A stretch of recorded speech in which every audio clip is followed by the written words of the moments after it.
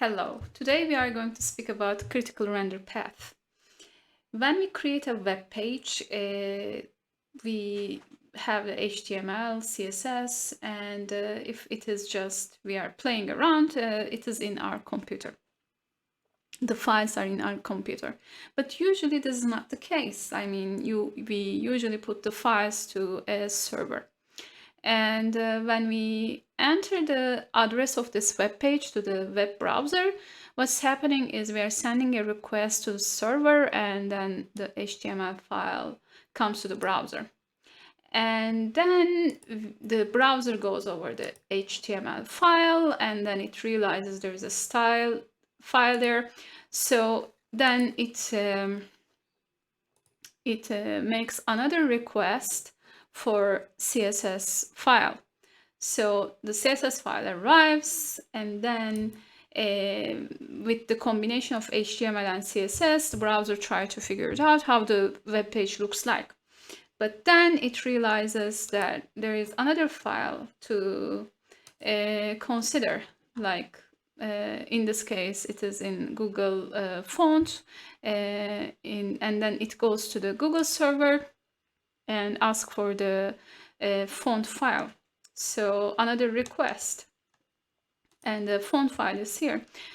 When this font file is before it arrives, HTML and CSS together could figure it out how the web page is going to look like. But in this case, there won't be any font because the font file is not going to be there yet. So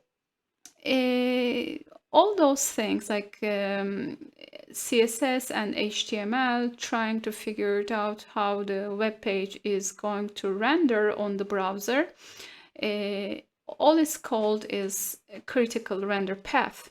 So the shorter this shorter this path is, that fast our web page is going to upload. So how can we make this time shorter? There are several ways of doing that. Like you could basically have your own font file, or you could make the time that is read for the CSS file shorter by making your CSS file as light as possible. The way the people are doing it is that they use a CSS minifier.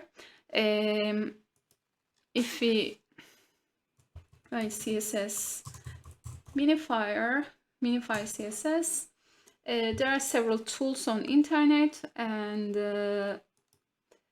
so what you basically do is that you just take your CSS file, let's take just piece of it and copy, or you can upload the file, load the file here, and then CSS minify.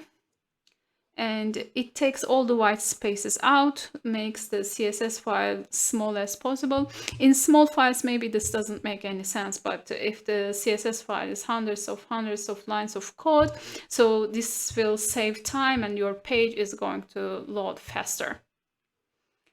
So that's it for today, and see you in the next one.